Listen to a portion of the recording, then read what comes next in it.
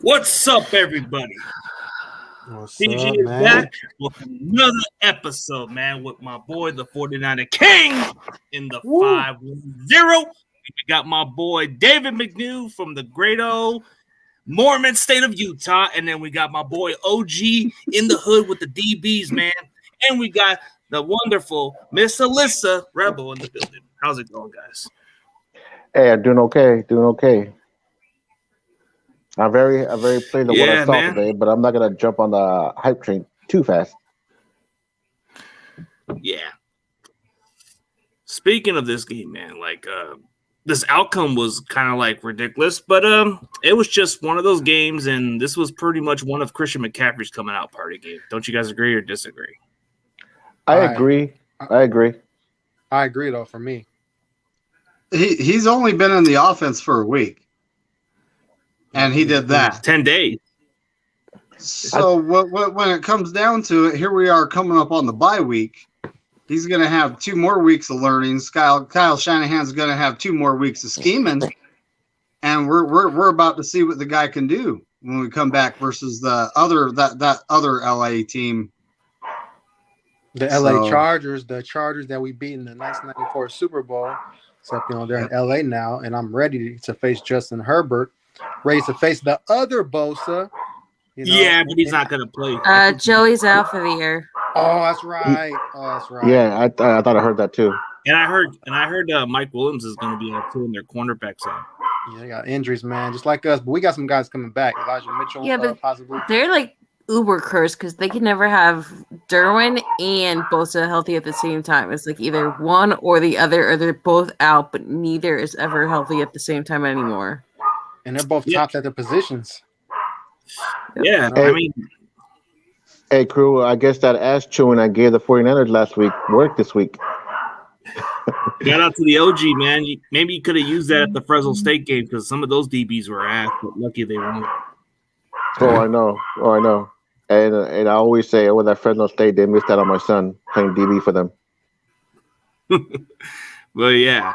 But speaking of it, man, like you said, the DBs did a little bit better than last week because they gave up less than 200 yards. But in the beginning, Stafford was having a little bit of those quick screen passes, and that's what really frustrated my team the most was our DBs couldn't cover right. But Jimmy Ward, I don't get it, man. Jimmy Ward doesn't play good on nickel, man. Just get him the fuck off the bench, please. He's not a slot at all. He's a safety at best. Just leave it. And that's one thing I was I thought the DBs, I'll give them a B-. The only critique I have is they didn't disengage from the block on those screens. So that's what I was getting irritated about. And whose bright idea was it to put Avery Thomas in? I mean, one play was a joke, and he got It cost 9. That took him out of the game. I was kind of like, what the hell are they doing? I have to say, Moses, what do you think about what they did to Cooper Kupp in the second half, though? He didn't do anything. He didn't get 100 yards. They bracket him. They put not just a bracket, but a tight bracket on them. I think what they did was basically jam him. Yep, they got physical. But did you see at the end of the play, he did kind of hurt his ankle on that play. But I think he'll be fine. But we did limit. Hey, CG, I've been tackled like that. You probably got people fall on your leg like that. That's just football. It happens. Yeah, it happens, man. But the way we were playing physical, here's how this momentum went in our favor. Because I think everybody's blaming Sean McVay's freaking conservative shit. I think if he would have just got those first downs or kept going with it, I think that's what really backfires McVay the most is because he doesn't finish out games against Shanahan. Like, he's starting to be like what Kyle does, gets too conservative. Like, hey, if you have a lead, bro, you got to keep it going. And I think that's what gives us the upper advantage against the Rams because Sean McVay gets too cute. He doesn't run the ball. When you don't run the ball against the Niners defense, dude, you're giving us chances. So that's what happens. Look at Atlanta. Atlanta could be down by a touchdown or two, but they're still going to run the ball. They should have used that formula more. Yeah, definitely, I agree. Exactly, man. Like Christian McCaffrey, though, man. Like I told you before, he's the white Marshall Faulk, and he showed it, man. He's Marshall Faulk with an arm too. Marshall Mathers.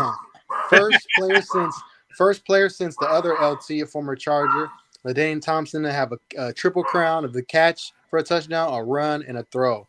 You know, and that's why they traded all those draft picks for him. Man, he's a unique talent, and he's gonna free up Kittle as he did yesterday. He's gonna free up IU, and imagine Debo and him on the field at the same time. You know, Kyle's got a couple weeks to scheme this up, and you know, extra time is gonna be great. So, and I'm surprised that the defense actually played great in the second half, man. Because the first half, I'm over here like yelling at the screen, "Double Cooper Cup, make someone else beat you!" And then they finally did that in the second half. You know, they shut him out.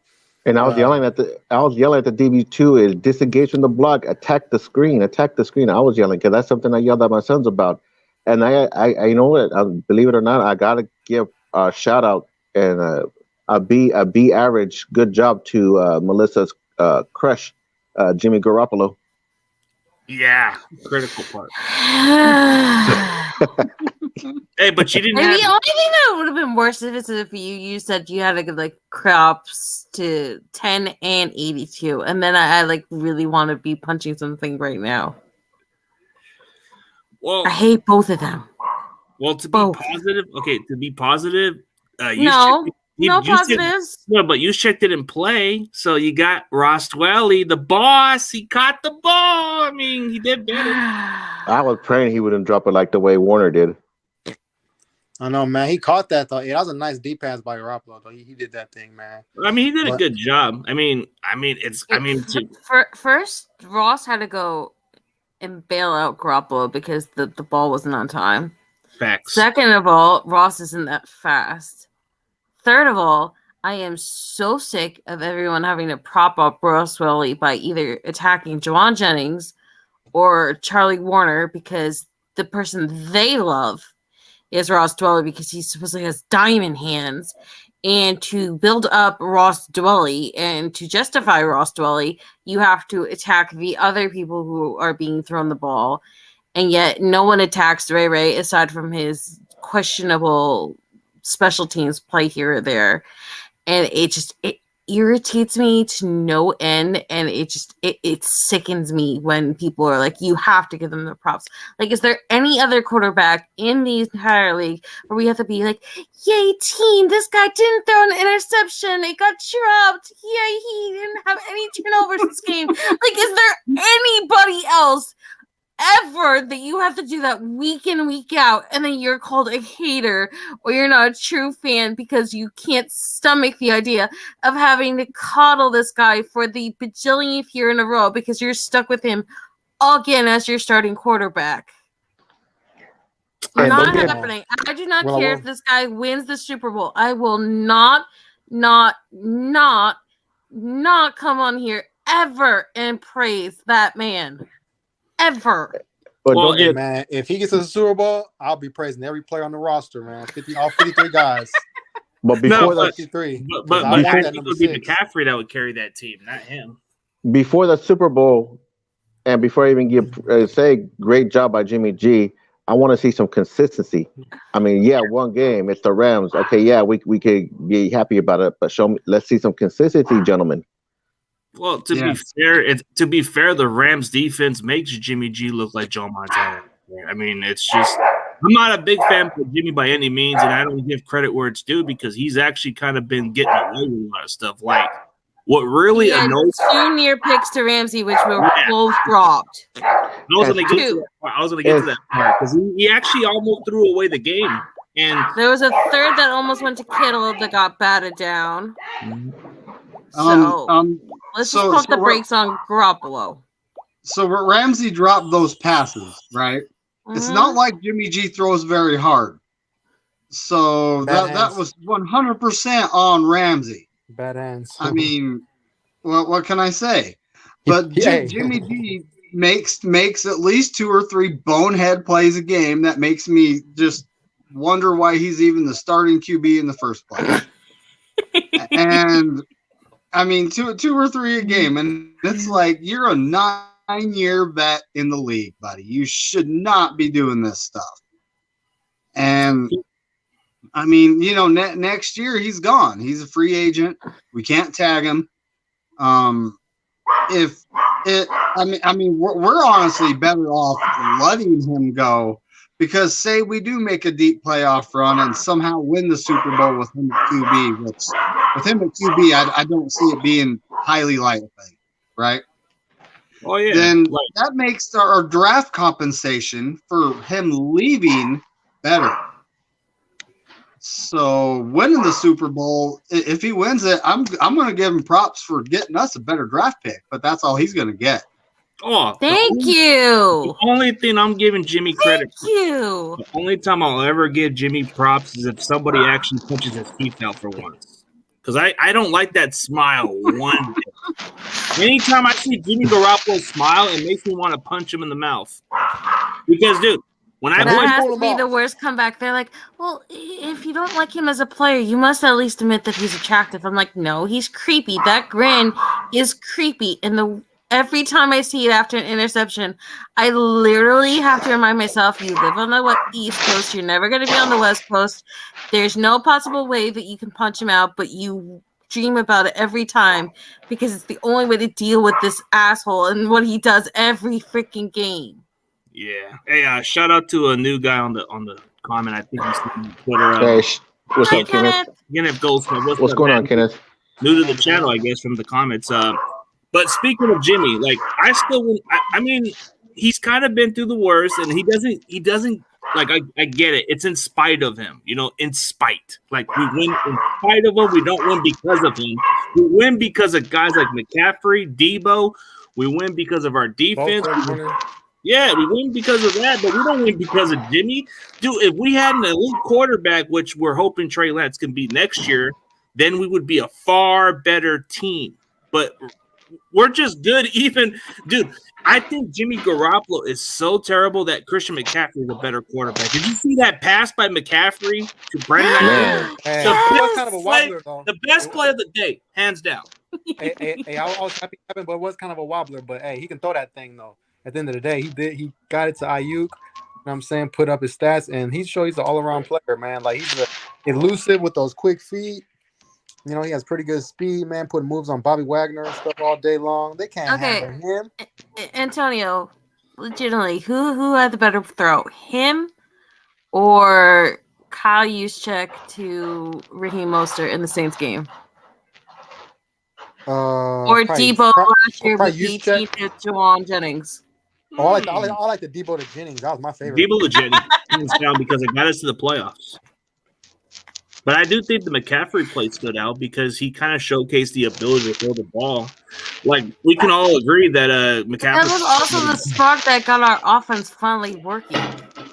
Yeah. Like, even though we were trailing going into the half, that play, that touchdown, lit a fire under everybody and kind of got them out of the Chiefs game. And we're like, okay, well, this is the Rams. We're going to win this. We can play them.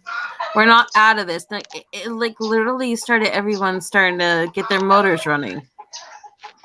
Yeah. And the second half offense, we actually put up points. No. It's only one game. It wasn't just 21 points. It was 21 unanswered points. 21-0 second half. We won 21-0. I don't care about unanswered points or points are points. No, the unanswered points are the bigger deal because it's just like every time this year it feels like the second half we just like barely hold on to the lead if we can hold on to the lead and are like crossing our fingers that the team doesn't just fall completely apart. So that was 21 unanswered points and that the defense held it down and the offense kept things rolling and didn't just wait for the other offense to recover. That was a huge deal. So I'm going to absolutely emphasize the word unanswered points.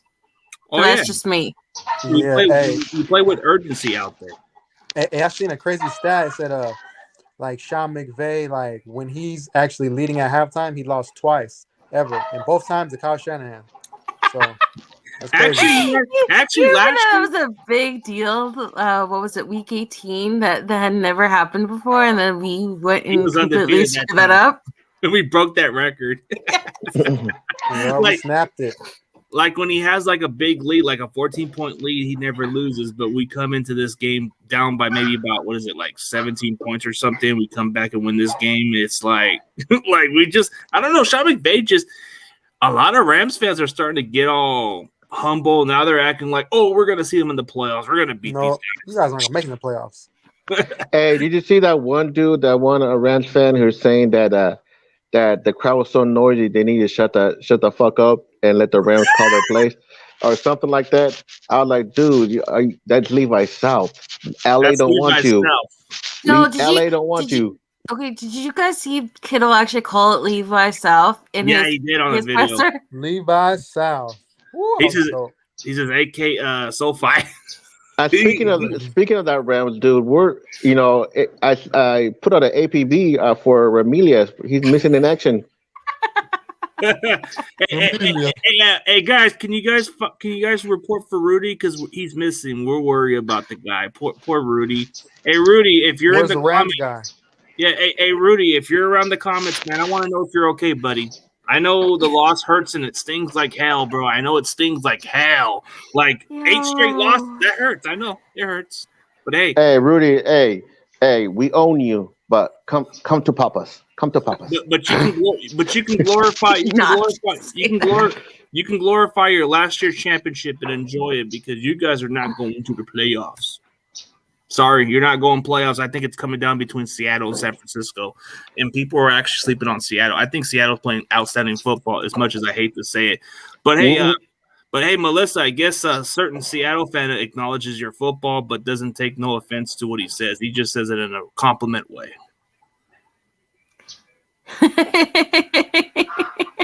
Shout out to Side-Gen. He's a good Seattle dude. He's funny. Thank you for that compliment. Going down. I hate your team because of what you guys did to Navarro Bowman for all eternity, but I think we'll beat Seattle. It's going to be a close game, but I think we beat Seattle. Yeah, they're going to play better this time. I don't know you personally, so I'm going to give you the benefit of the doubt, but just as a standing thing, I hate all Seahawks fans when I meet them, because I get transported back to that championship game where Bowman's at the bottom of that dog pile for over 2 minutes, and then as soon as they start loading him up on the cart, the fans were cheering, and then the rest of them were throwing literally trash at him as he's being carted off the field.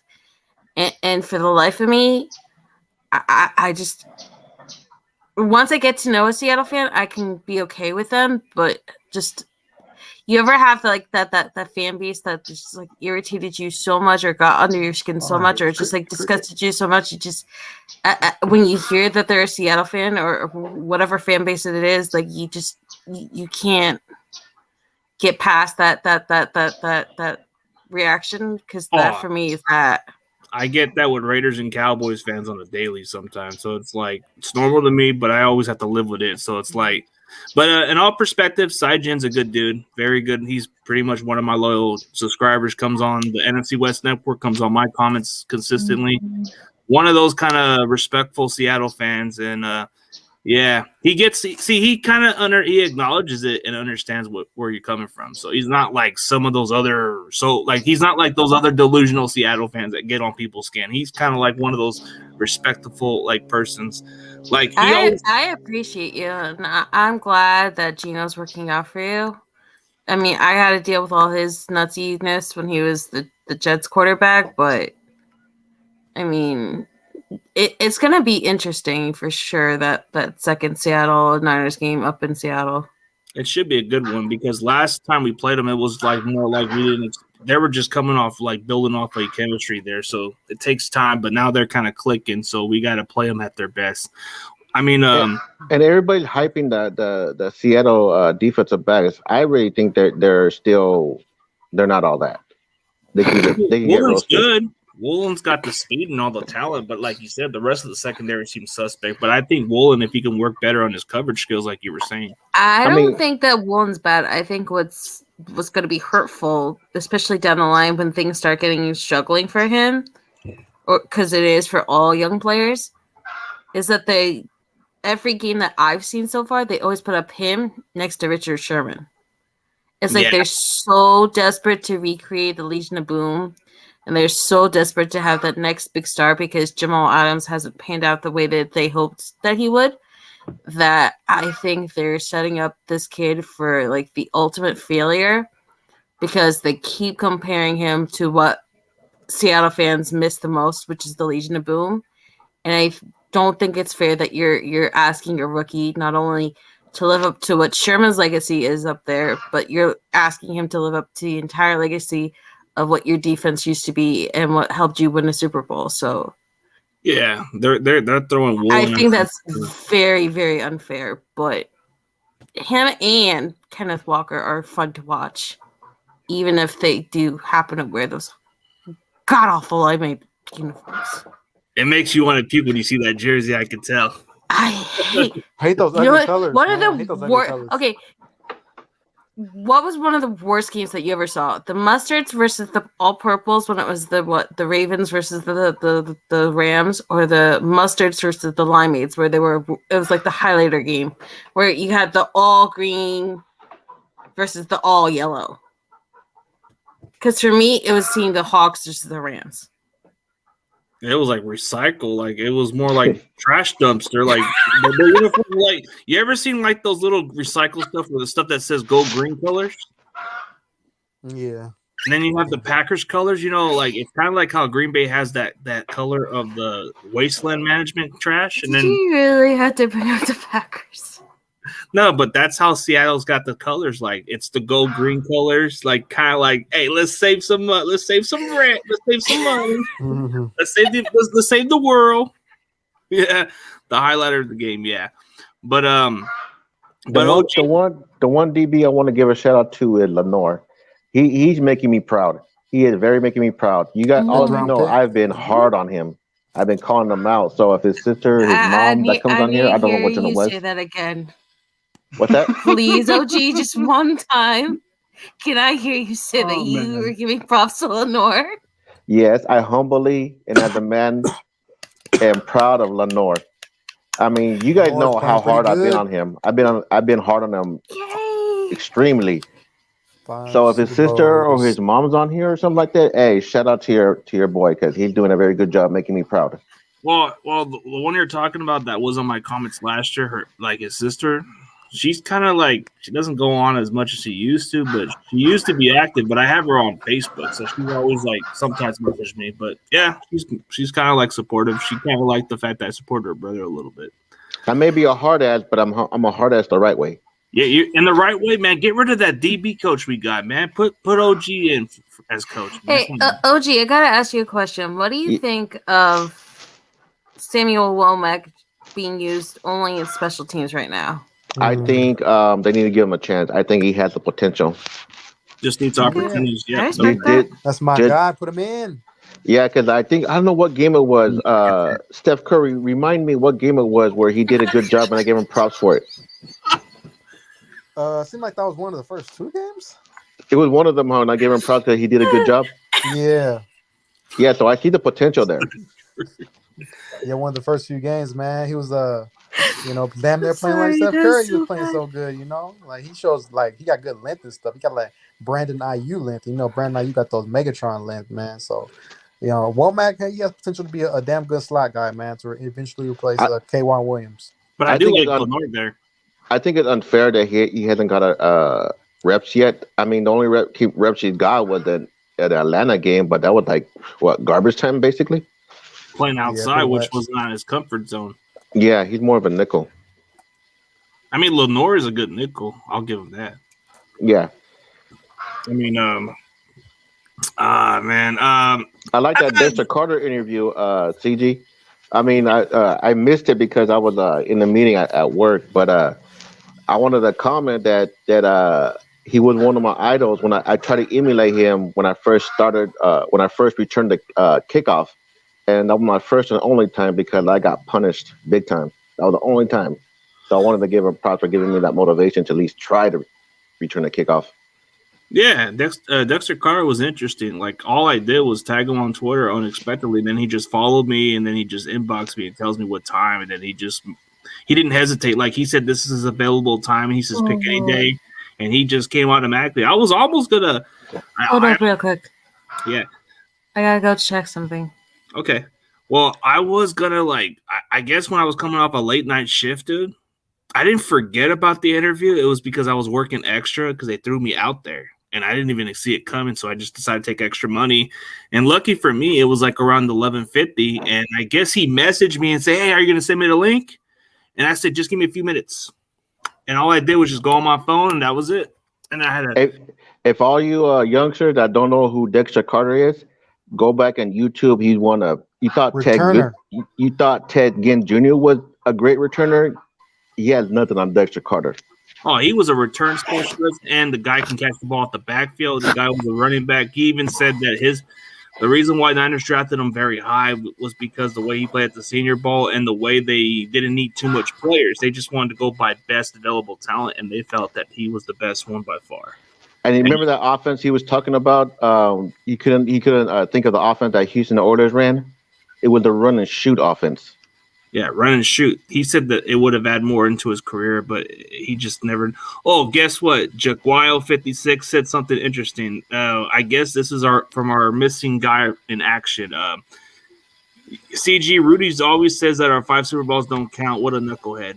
Why does he keep? See, that's his logic, dude. That's what Rams fans that live in this delusional logic world, bro. You still don't get it. It still counts. So you're gonna say that they say that because it hasn't been in the past 3 decades? Because they had the one in 2001, and then they had the one that just happened. So they talk about how we haven't won anything since the 90s. So that's what everyone keeps saying. Well, you're irrelevant because you haven't won in 3 decades. The 5 Super Bowls speak for itself. They don't expire. And if we're going to talk about the Niners' failures at the Super Bowl, can we talk about the Rams' failure at the Super Bowl? Because the Niners have never gone to the Super Bowl and only had a field goal. Yeah. Like, who scores 3 points in the Super Bowl? And shut down. Okay. And you know what's different about the Rams? Okay, my bad. Well, the Rams at that point, when they went to the Super Bowl against the Patriots, we're like our team in 2019 or even last year. You tee off against the run because they had Todd Gurley back then, right? Uh-huh. And then you make Jared Goof try to beat you. And Jared Goof is not that guy. He's similar to Jimmy G, except he can actually throw deep. But he's just not that guy. And Bill Belichick figured that out, so he stacked the box, stopped the run, and held them to 3 points. When it comes to Rudy, I was watching his stream, I think it was last night, and he was talking about how he whooped us in the champion. You beat us by 3 points. 3 points. Whoa, they whooped us in the championship game? Yeah, and then he was like, we won literally could have just held on to that damn ball. Yep. Momentum swings the entire whole way. Now, you could have still won if he had gotten that interception, but that momentum and all that, like, Rams, like, feeling themselves stuff, y'all were coming off, 6 straight losses to the Niners? Yeah, man, whooping that That's huge. And to this day, your players get snippy at each other every single play because you guys can't get it over in your heads that you have Aaron Donald, that you have Jalen Ramsey, and you are still losing game in, game out to Kyle Shanahan and whoever the hell he happens to throw at their quarterback. And I do say that because you've lost to Nick Mullins, you lost to Jimmy Garoppolo, you've lost countless times, and if I were to go back to 2017, that's another whole win that you had again, that you lost to the Niners. So it's yeah, you swept us in 2018. Congratulations. But at the end of the day, George Kittle, even in that loss, still broke the record against your team week 17. Basically, Rudy, the Niners, Jimmy Garoppolo's your daddy. And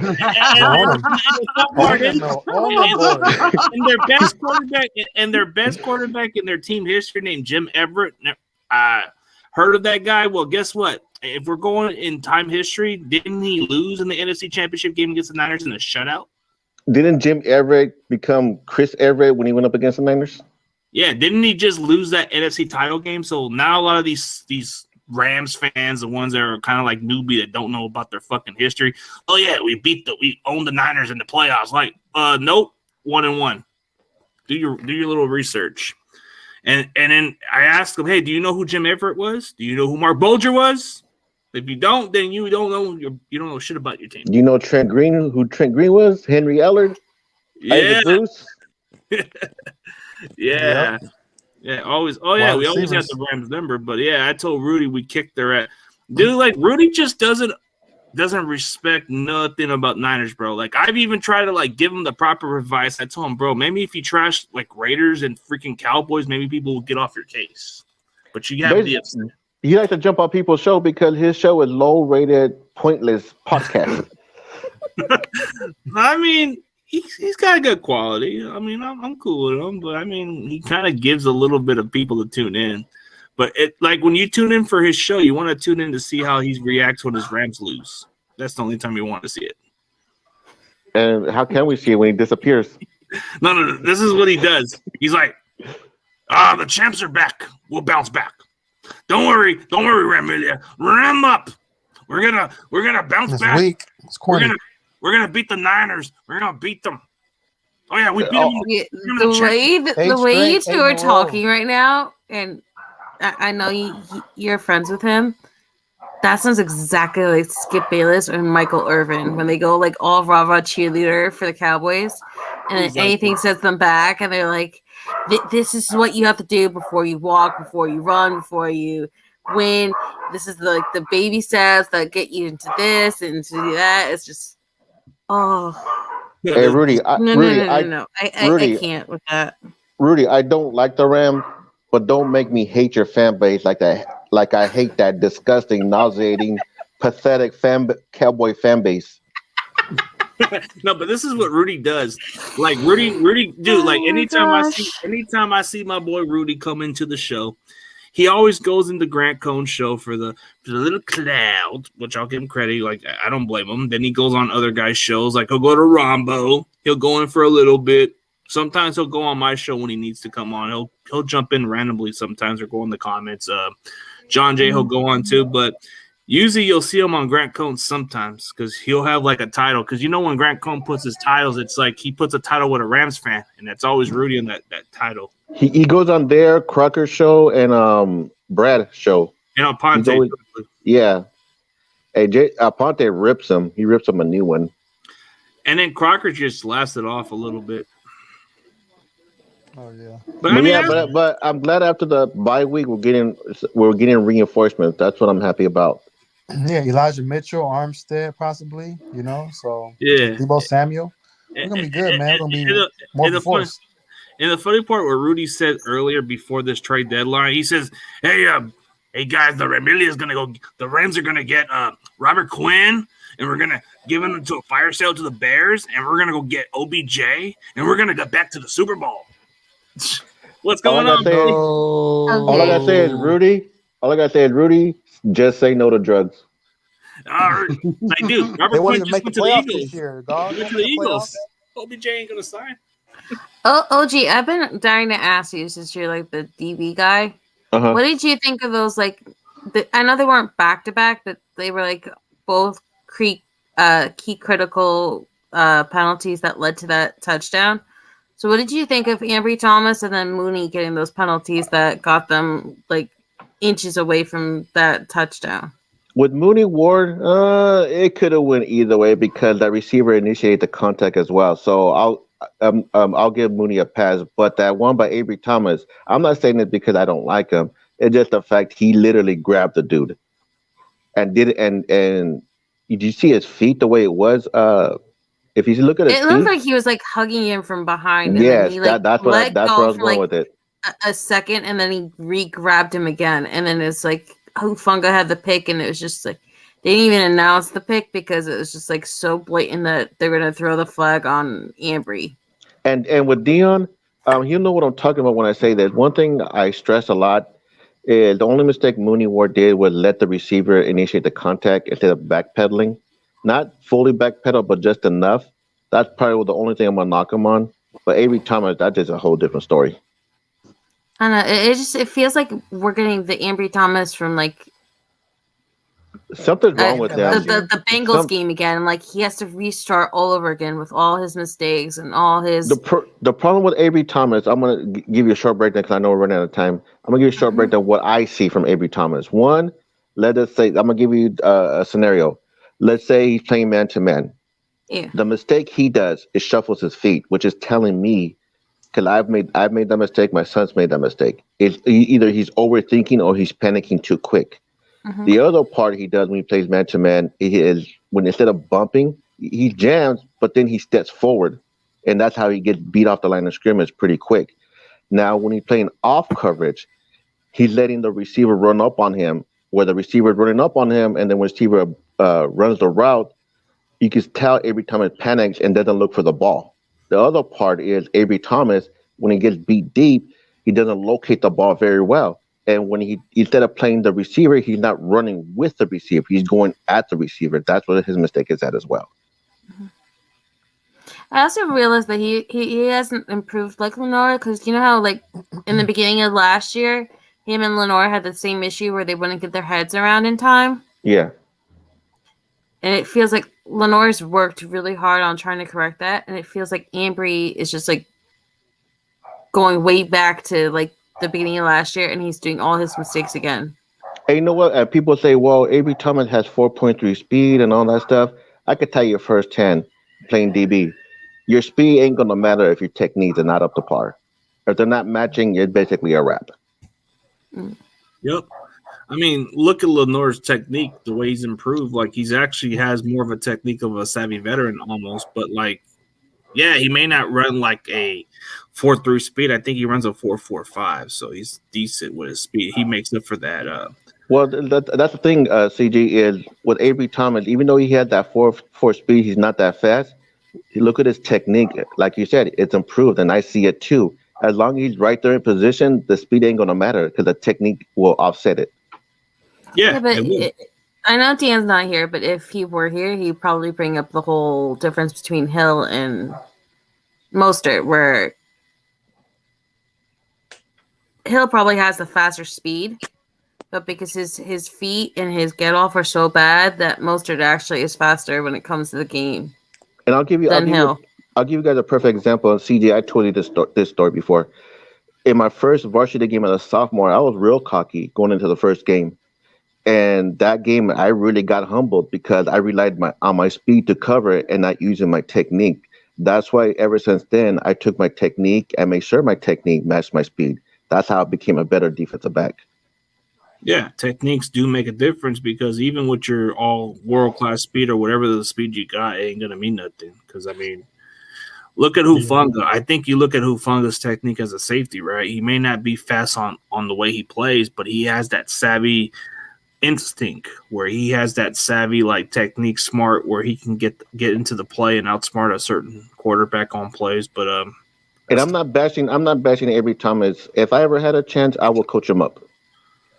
No, I'm not saying you're bashing him. I just you and Dion and a few other people I trust when it comes to DB play. That's why I had to ask you what your thoughts were on those two penalties, because like people come here and they either completely apologize for him or they completely roast on him. So I thought you, of all people, would just tell me how you saw it, and you wouldn't care what I wanted to hear. You just tell me what you saw.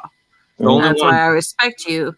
So that when you start trolling me on Twitter and you start tagging me saying you're going to come on here, you're going to say this, and this about what you see, I respect it, even if I don't see what you see, because you're telling me from experience and what you've seen and what you've played and what you know. And that's why I honestly appreciate when you come on here, because you are going to say how you think of it.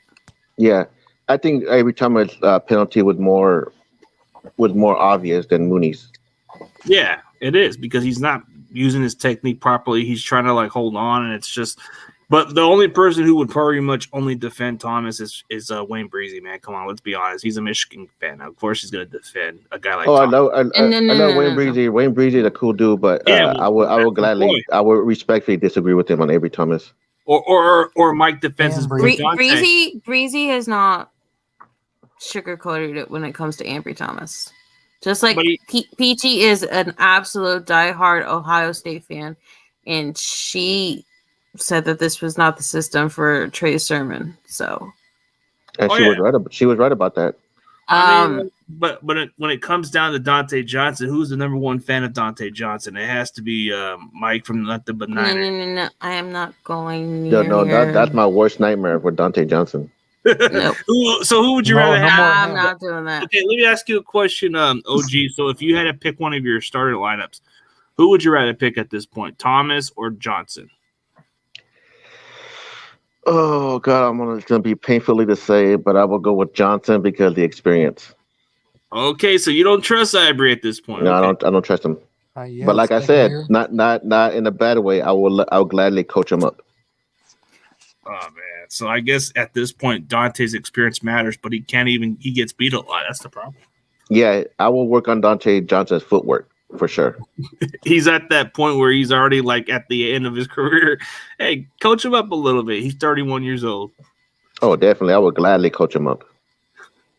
Yeah. All right, guys. Yeah. So I guess you guys can have a final saying of what you guys want to say. Like what you're gonna say, King? Oh no, I was gonna say hopefully Jason Verrett comes back after the bye. Small chance of that happening. So, he's Mr. Technician out there, top 6 or 7 corner in the league when healthy. So, he'll be an added boost, man, especially with Emmanuel Mosley, who we miss out there. So, that should be good, man. We get everybody back. Hey, CJ, I really don't have nothing to say for the closing statement, so I'm just going to bounce out. Okay. Hey, OG, before you go, can I ask you one last question, please? Yeah. All right. If you had because we've had a few injuries to our secondary, right? Mm-hmm. Who would you least like to see play right now? Dante Johnson or Tavarius Moore? Because for me personally, it's Tavarius Moore. Tavarius Moore, yeah. Yeah, I agree. Tavarius Moore. I don't trust him either. Not so much his technique or anything, but his tackling. It's just it feels for me he hasn't ever really bounced back from his ACL tear. Yeah, I think he's more of a safety than anything, not a defensive back. He's more of a safety. Yeah. But at the same time, the criticism I have of him, he takes bad angles as far as tackling goes. That's how. Thank you. Have a good night. You too. All right, man. All right. So you guys, so David, what's the last question you want to say, man? So we could debate it. Well, I don't really have much. I mean, it's the bye week. There's only one thing to do during the bye week. Cut Jake Brendo. Get healthy. Get healthy. Cut Brendo. Cut him. Oh, that would be nice. I mean, when is the NFL trade deadline? Tomorrow. I think it's tomorrow. Yeah. Tomorrow. I think it's tomorrow. If something's going to happen, it's going to happen. So, hey, let me ask you a question, David. If you ever saw Jake Brendo around the building, what would you say to that guy? I'd ask him why he's bothering wasting my time playing football. I would ask him why don't you do me a huge favor and retire so the next guy can come in and play, because right now you're not cutting it, buddy. You're getting blown up down there every play. You're fumbling balls every single game. I mean, you're not an NFL center. Okay. I can see where that's coming from. Can I ask you a question? So if you had to choose one person to change off the offensive line, you both would go with Jake Brendel right now? He's definitely. She's reverting to McClinchy right now too. She's thinking about him. So all three of you would go Jake Brendel, no question. Yeah, and you leave Mike McClinchy to completely blow up the right side and have everyone fighting for their lives right now. I mean, he's terrible too, honestly, man. But Brendel's that much worse. They're both our weakness right now. So when it comes to McGlinchey, though, we have an answer. We have an answer on the bench. So if I had a chance, the guy's name is Brunskill. Yeah, Brunskill's the answer. But here's what we can do. See, but they're not doing that because they're forcing that stupid, ridiculous, non-stopping, irritating, idiotic, moronic, dumbass. We're still punishing, and we're not calling it, but we're still punishing Spencer Burford for struggling against Aaron Donald's stupidity from week 4 was it? Yeah, they just don't know what they're doing. Let Burford stay starter. No rotation. Burford has gotten better every week. I'm not worried about him. Yeah, he has his moments, but he'll get better. Like I've seen Burford. I believe in that. Burford didn't even get flagged this game. The two that got flagged this game were the Silverback and Aaron Banks. Both happen to be on the left side. It's rare with Aaron Banks because he's actually done a pretty good job. He's kind of lived up to the expectation. But as far as Burford, from the time I got to know this guy, I knew right off the bat there was something good about him. So I think with the experience, he'll get better. But Jake Brendo, the reason why we're saying Jake Brendo's got to go because he doesn't have too much starting experience. I mean, okay, McGlinchey's trash. If I saw McGlinchey at a Safeway, I would tell this guy, why are you too damn soft, bro? Are you gonna let some defenders push you? You want to play patty cake, bro? You need to toughen up. You're too soft. You shouldn't waste our time with the Niners. You should go with your cousin and go block for Matt Ryan instead of our quarterback. I knew that McGlinchey was going to be worse this year when he went on Brad's show and he was defending his diet and he was defending his weight and he was more concerned about the faithful having issue with him and his weight than actually coming back and fighting.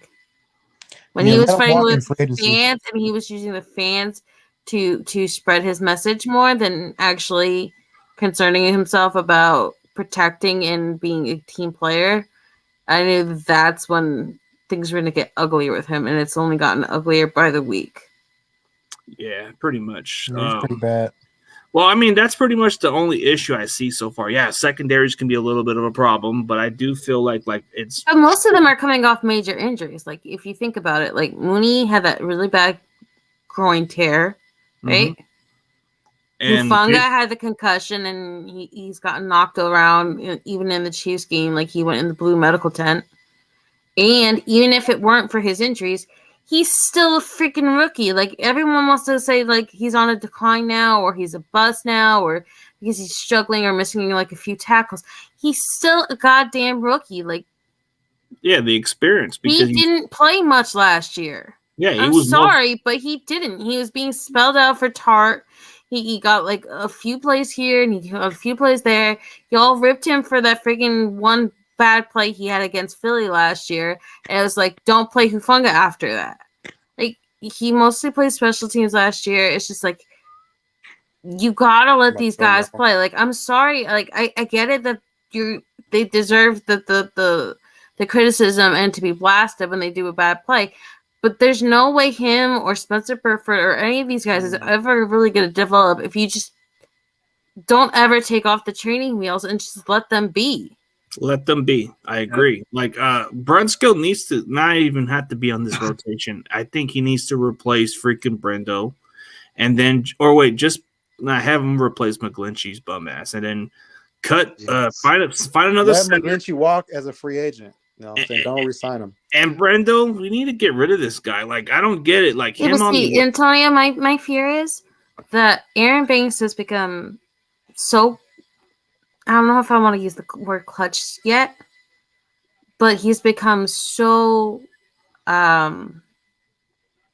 dominant, and he's gotten such an improvement, and he's been the one unquestioned person on the offensive line this year, that the reason why Aaron Banks was drafted here was because him and McGlinchey had that Notre Dame connection. Mm-hmm. And because Kyle wants to prove that he actually can draft high in the draft. I'm afraid between Kyle's fondness for Mike McGlinchey and Aaron Banks' past with Mike McGlinchey, that Mike McGlinchey may actually be brought back simply because of the connection between those two guys. I hope. Yeah, they're going to be a good duo right there. I hope freaking McGlinchey leaves because I just think he's not a great pass blocker, but as far as a run blocker, he's not that bad. But it's like he's not that bad, man. He's too light. He's too soft. He gets pancakes, no strength. So what would you say to McGlinchey or Brendo, King? What would you say? Let's just say McGlinchey's down Oakland, right down your street, walks around. To McGlinchey, man, you're so fucking garbage, man. You're a wasted draft pick.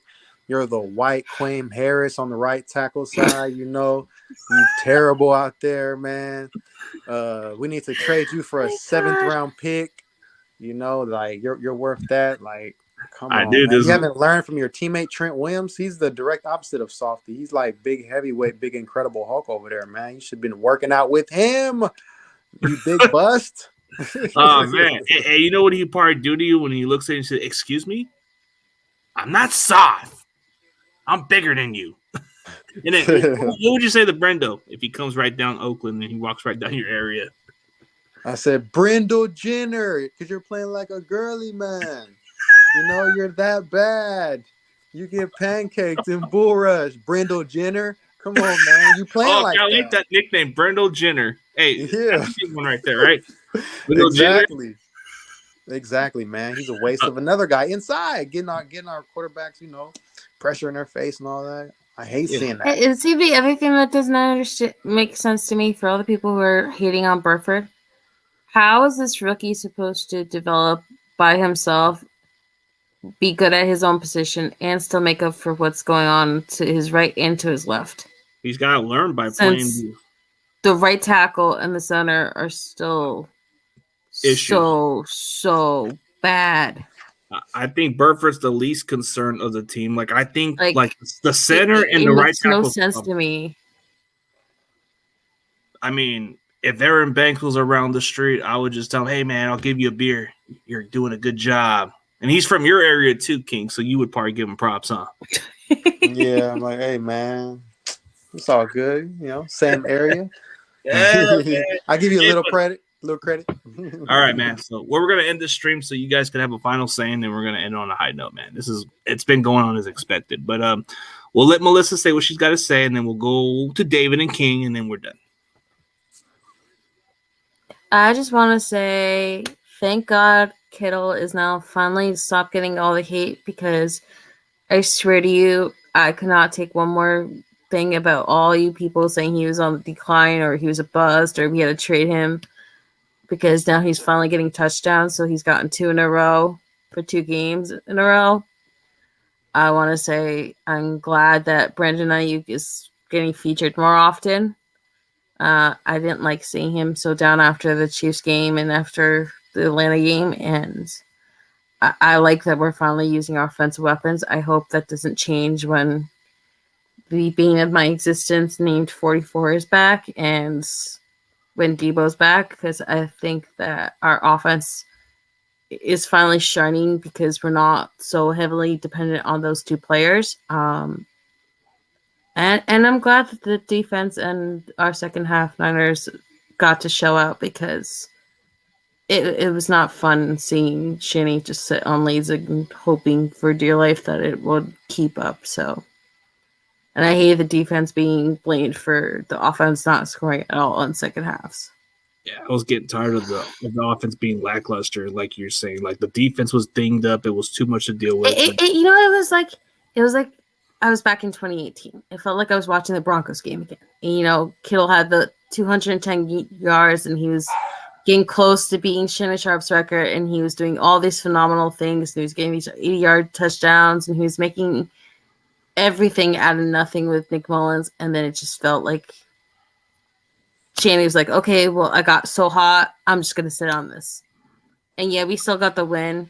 And yeah, Kittle didn't get upset about it, but it's just, it feels like ever since that year, he gets up and it's like week 17 against the Hawks for the playoffs, for the first seed, for the championship, for everything that the bye and all of it. He gets up and we're beating the Hawks, and it's just,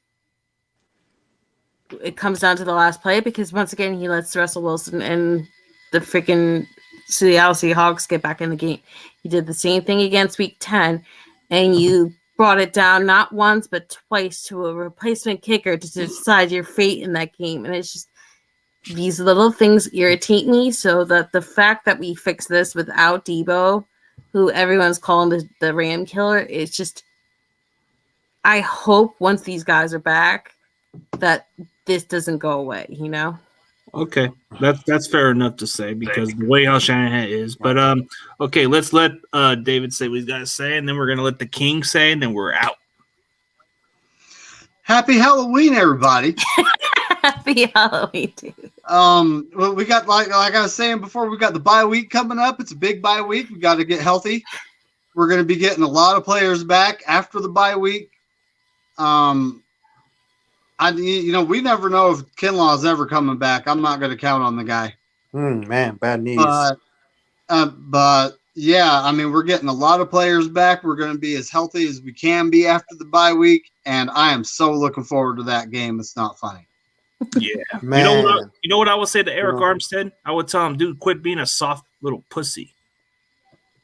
He'd probably look at me and just say, "What'd you say?"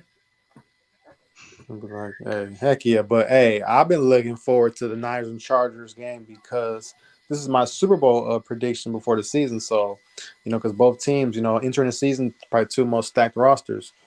Chargers are banged up. We're banged up. But I think we're going to be so fired up to be, like, coming off of a bye week. And Shanahan had a chance to scheme up some plays. Game. It's at home.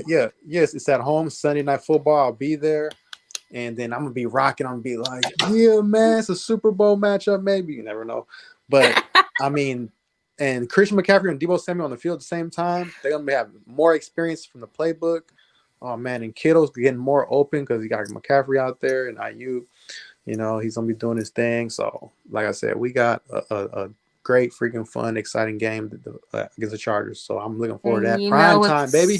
Stanley being all in love with his analytics, there's going to be multiple opportunities to take advantage of him and his they're dinged up questionable timing of when he calls certain things, especially 4th and 3s or 4th and 1s or whatever.